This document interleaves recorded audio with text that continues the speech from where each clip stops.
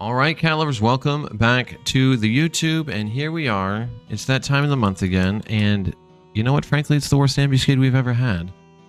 I'm so upset about this that I even, on the adventure survey, it's all I wrote about on every page.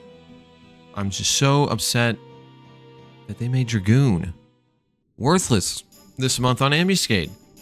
Your Wyvern is not going to die because this month we're fighting the effing Bazzetto Voyager Moogle. There he is. There he is with his two little buddies. And this, I mean, really, it does suck that you can't be Dragoon, but this is a really annoying ambuscade. You know, a lot of times you sit down with a video game, you think, I'm going to play the video game. But this ambuscade, it kind of plays you. All right? It's going to have you running around, playing like this little game of fucking hot lava. The floor is hot lava. Watching every little TP move he does. You're sitting there sweating. You're 10 minutes in. Oh my gosh, is he going to build full? No, it's really annoying. But let's talk about why it's so annoying. So, Bazzetto Voyager Moogle, he's your main opponent. The little babies are actually not your opponent.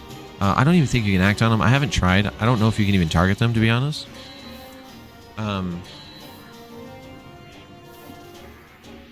He's a red mage, so he can cast a lot. He does a lot of debuffs on you. He'll silence you, he'll sleep you, he'll paralyze you, and he does like the Aga versions of it, which is really annoying.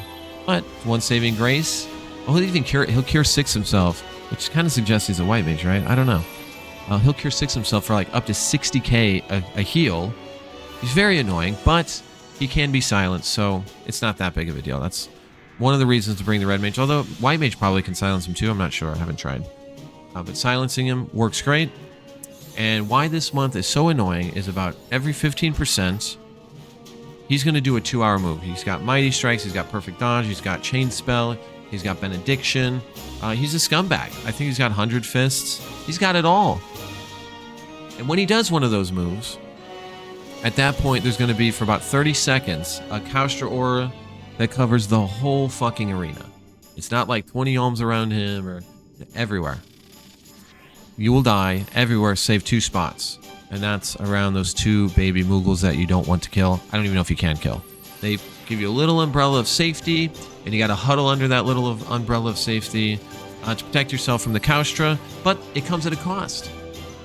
It also does an amnesia aura while you're under them, so it reduces your cranking ability, which I think makes Empyrean weapons really helpful this month. Or I'm using primes, right, with the double and triple damage procs.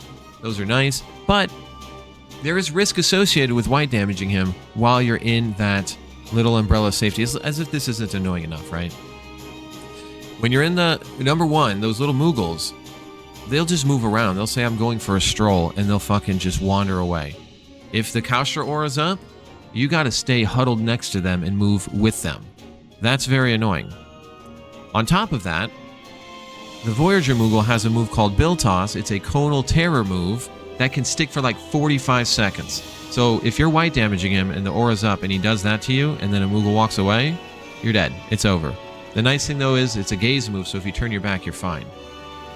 But even if you feel safe being able to do that while you're white damaging him, he also can hit you with a frying pan on the head.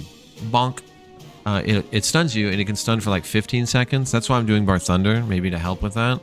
Like 15 seconds. And if the Moogle wanders away, again, you're dead. And as if all that's not annoying enough. But wait, there's more. He also can summon a little baby Moogle, a little smartass Moogle that has sunglasses on, thinking he's like in the Squirtle Squad or something. And he's got like a massive Dia aura that takes a ton of health off, and it combines with that Kaustra aura. It's just fucking crankfest. It's super dangerous. And what the fight ends up looking like, if you follow the mechanics, you fight him for about 10 seconds. You push him to the next threshold. He does a 2-hour, and then you walk around and follow the Moogles. Don't white damage him. You just huddle for safety, ride out the storm, and then when it's time, right, and you'll know when the aura's over because your amnesia will go away. Then you crank him a little bit more, and you keep doing that until the fight is over. It can take like 7, 8, 10 minutes. But as you may have surmised, I'm not going to do it that way. We're going to do something a little bit different. It's a little risky. There's a lot of pitfalls, but if it ain't tight, it ain't right. Okay, so we're going to do cranking. And to do that, I'm doing 2 warriors, sub-samurai. We're using Bard, Corsair, Red Mage, and White Mage. White Mage is going to do the Bar Thunder. I'm going full DD buffs. We're talking Chaos Sam's roll. We're doing Aria of Passion, Honor March, 2 attacks. We're going to round out our haste with the Red Mage. Let's get it going. Let's get it started. I mean, I already did some of the buffs, so you probably saw them. And it's going to be great. It's going to be fine. Get the songs going.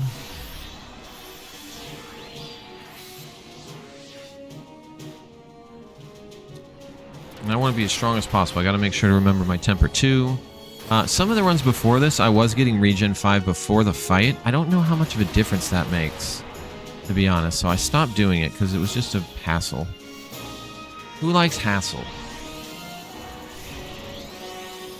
One thing I like to do, because of the bill toss, it can be a real problem when you're zerging. I try to keep Dan and Velner on opposite sides and the other Taros on another side as well, so that like we don't all get cranked by bill toss if it happens.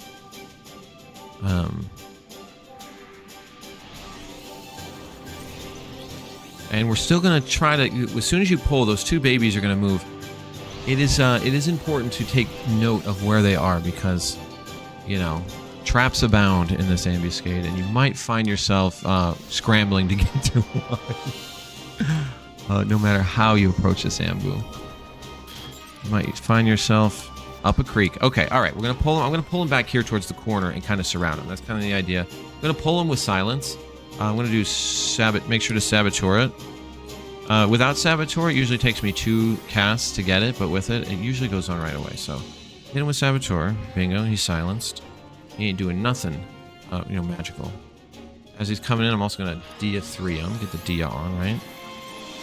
I'm going to now engage him. Light shot him. Right now we're in no danger. There's no aura, there's no problems, there's no real rush to get cranking like right away. But once you commit, it's time. And so we're gonna commit. We are committing. Okay. He has been pushed. He did perfect dodge. Disengage, disengage. And he called a baby. Okay, if that happens, you gotta fucking run. There's just no getting around it. You gotta get to the circle. You gotta get to safety. So, okay, that's one of the pitfalls. You gotta watch for perfect dodge if it happens. I'm actually glad it happened in the video because it doesn't happen all the time. He also called a baby. That's another pitfall. If the baby comes before you've committed and the aura started, you need to move. If he does perfect dodge, you need to move. And you can see I have the aura up here. Okay, it's off now, so the Kaustra's done. Now that my amnesia's gone. Let's pull him away from the babies. Oh, he called another friend, so let's get away from that too. So this is see what I mean by this ambu plays you? Okay, all right.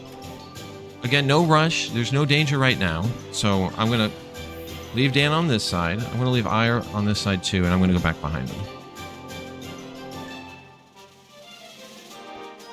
What sucks is my first war cry's gone, but I'm gonna war cry, and we're gonna just try it again. Just engage him and fucking crank him.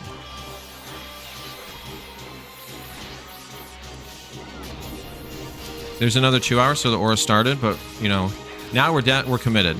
There's no baby, there's no nothing.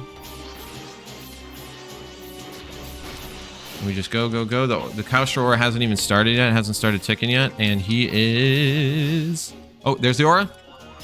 He's dead. Oh, no! Oh, no! It ticked. Wow. It ticked after he died. That's okay, though. We won. We won. So, even cranking method, you might have to respect the mechanics a little bit. What fucking set did that put me when I got stunned? That is not good. We're going to have to look into that.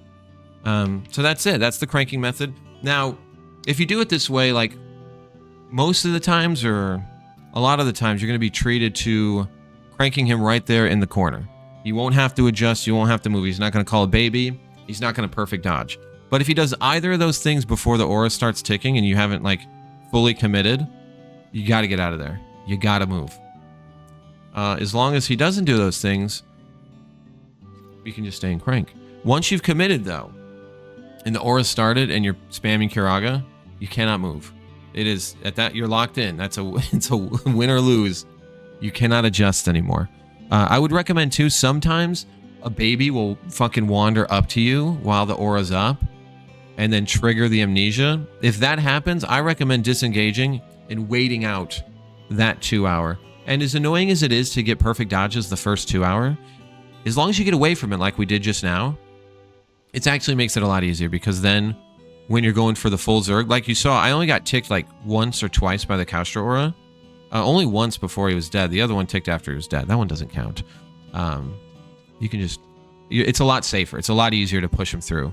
So let's say you're trying this method and you can't quite get him from start to finish on the first aura. You can just plan to weather the first time he does an aura under a Moogle, right? And then Zerg him from there, right? Skip the rest of the fight and Zerg him.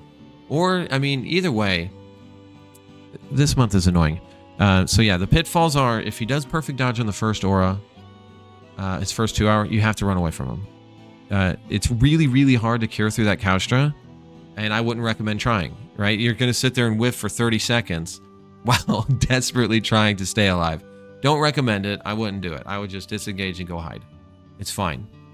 You're not doing damage either way. You may as well play it safe and then reset up for the next Zerg. If he calls a little baby Moogle before you get started, I would move. You're going to get a lot less. At least for me, it cuts my time that I can stay alive like in half once the aura starts ticking, if it's ticking with that baby. If the aura's already started, though, you can't move. There's no time. By the time you can survive like 3 ticks, and if you're running, you're not healing, and you're gonna die. So yeah, but that's it. That's all you got to do, guys. You sit there, you crank them, and you spank them. So that's how we're doing it this month. But if you don't like it that way, you can totally follow the mechanics. He's fairly weak. As long as you're careful, I think any setup can do this. A solid DD, just one DD can kill him. And you just follow him around and beat him up and just stay in the little safety nets anytime the Kaustra aura is up, which is every time 2 hours. But yeah, I hope you found this helpful, guys. And another nice thing about this month, because there's a lot of bad, right? But wait, there's more on the good. To get your key item, you can kill any 3 EXP wielding mobs. So not only is it really easy to get your key items, if like farming sparks and accolades is a thing for you, every 3 kills you're going to clear your ambu.